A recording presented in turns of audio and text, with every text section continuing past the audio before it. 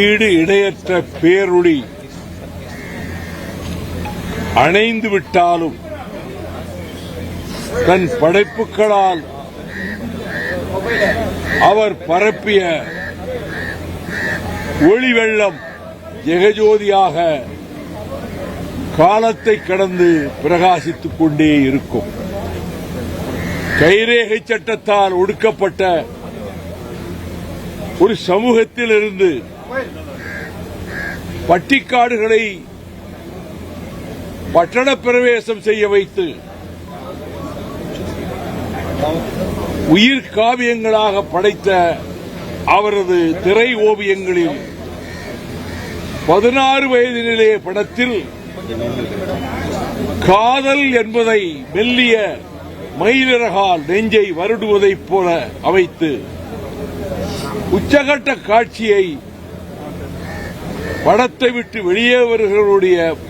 மனதிலே நிறுத்திய பாரதி ராஜா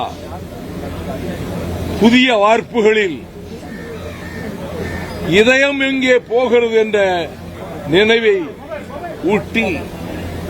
கிழக்கே போகும் ரயிலிலே நம்மையும் அந்த ரயிலில் பயணிக்க செய்து மர்மப்பட மன்னன் ஹிச்காக்கினுடைய பிரதிபலிப்பாக அல்ல, அதையும் விஞ்சுகிற வகையிலே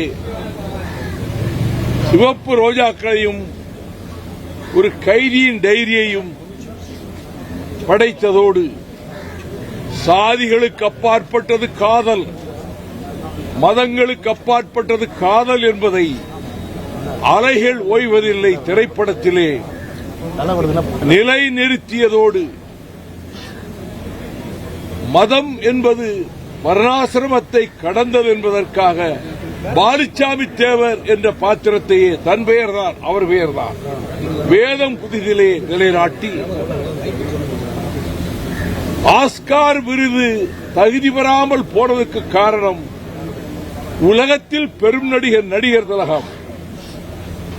அவருக்கு மீண்டும் புத்துருவாக்கம் செய்து அவரை மறக்க முடியாத வகையில் திரைப்படத்தில் முதல் மரியாதையாக நிலைநாட்டிய பாரதி ராஜா தமிழ் கலை உலகத்துக்கு கிராமத்து மண்ணை, அந்த மண்ணின் வீரத்தை,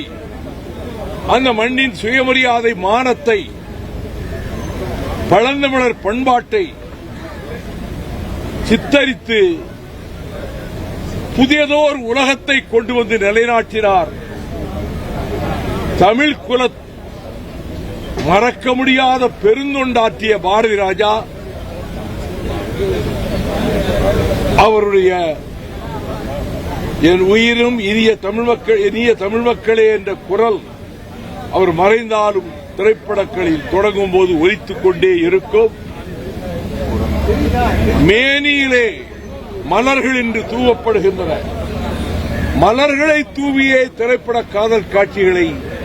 பறக்க விடுவார் நெஞ்சிலே. அப்படிப்பட்ட அற்புதமான மகா கலைஞன்